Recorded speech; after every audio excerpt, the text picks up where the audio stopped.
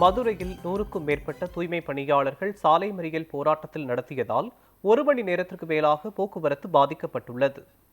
பிடித்தம் செய்யப்பட்ட 3 நாள் ஊதியத்தை வழங்கக் கோரி தூய்மை பணியாளர்கள் நேற்று போராட்டத்தில் ஈடுபட்டதைத் தொடர்ந்து அவர்லாண்ட் ஒப்பந்த நிறுவனம் போராட்டம் செய்ய மாட்டோம் என எழுதி கொடுக்க வேண்டும் என நோட்டீஸ் வழங்கியது.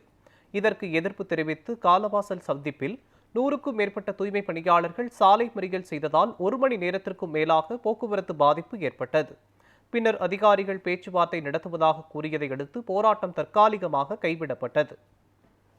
தொழிலாளர்களுடைய உரிமை நிலைநாட்டப்பட வேண்டும், அவர்கள் பணி செய்த நாளுக்குரிய நியாயமான சம்பளத்தை வழங்க வேண்டும் என்கிற பிரச்சனைக்காக வேறு வழியே இல்லாமல் இன்றைக்கு நாங்கள் மறியல் போராட்டத்தில் இறங்குவது என்று முடிவு செய்திருக்கிறோம்.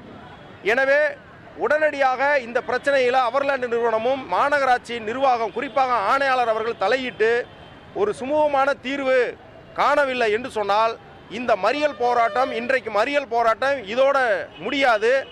நாளைய தினம் அடுத்தடுத்த கட்ட போராட்டத்தை நோக்கி மீண்டும் நாங்கள் தொடர வேண்டிய சூழ்நிலை என்பது ஏற்படும்.